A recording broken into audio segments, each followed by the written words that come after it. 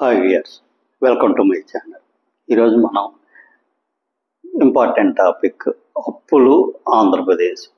ఈ మధ్య ఎక్కడ చూసినా అప్పులు దీని గురించే డిస్కషన్ జరుగుతుంది. ఒకవైపు వైసీపీ వాళ్ళేమో మేము తక్కువ అప్పులు చేసామని అంటారు, ఒకవైపు తెలుగుదేశం వాళ్ళేమో విపరీతంగా అప్పులు చేశారంటారు, ఇన్ని లక్షల కోట్లు అప్పులు చేశారు, అన్ని లక్షల కోట్లు అప్పులు చేశారంటారు. ఇక్కడ మనం ఒక విషయం గురించి చర్చిద్దాం. ఒక 4-5 రోజుల క్రితం అనుకుంటా జగన్మోహన్ రెడ్డి గారు ఒక ప్రెస్ మీట్ పెట్టి దాంట్లో ఒక పేపర్ పట్టుకొని వచ్చి మనకి తెలుగుదేశం గవర్నమెంట్ వదిలేసినప్పుడు ఎంత అప్పు ఉంది, ఈయన వచ్చిన తర్వాత ఎంత అప్పు చేశారు, ఈయన గవర్నమెంట్ వదిలేసేటప్పుడు ఎంత అప్పు ఉంది, ఆయన అప్పుడేమో 2 లక్షల కోట్లు ఉంది, 3 లక్షల కోట్లు ఉంది, 7 లక్షల కోట్లు ఉంది.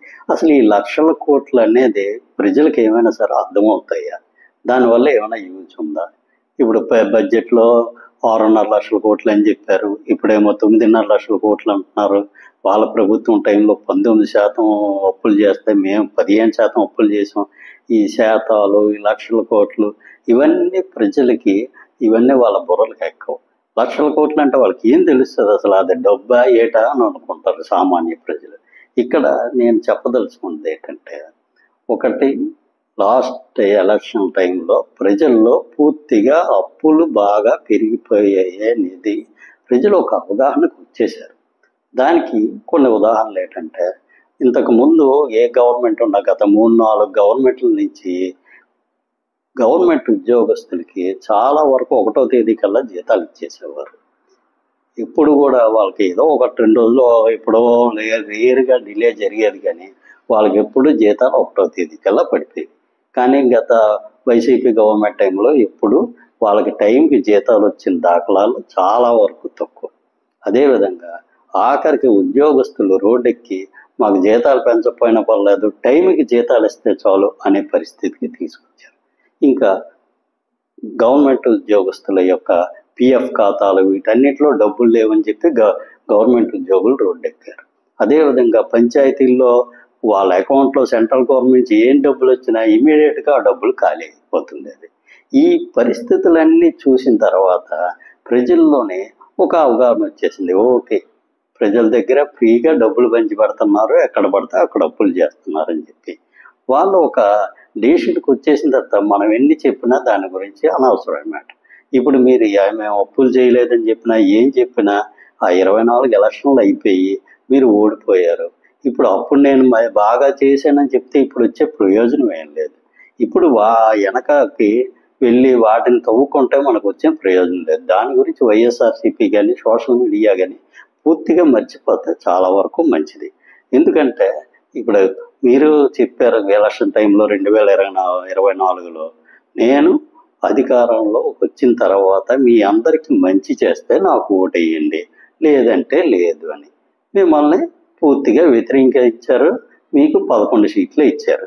దెన్ ఆల్మోస్ట్ కేల్కతం అయిపోయింది. ఇంకా మీరు బాగా చేయలేదని ప్రజలు ఒక డెసిషన్కి వచ్చారు. ఇంకా మీరు మళ్ళీ నేను ఆ టైంలో బాగా చేశాను, అప్పులు చేయలేదు, ఇంత బాగా ఖర్చు పెట్టాను, అంత బాగా ఖర్చు పెట్టాను అనేది ఇంక జరిగిపోయిన దాని గురించి మళ్ళీ ఆ ఎలక్షన్లు వెనక్కి రావు. ఇంకా అది మర్చిపోయి వచ్చే ఎలక్షన్లకు ఏం చేయాలి? ప్రజెంట్ గవర్నమెంట్ డెఫినెట్గా ఏ గవర్నమెంట్ అయినా సరే 100% కరెక్ట్గా చేయదు.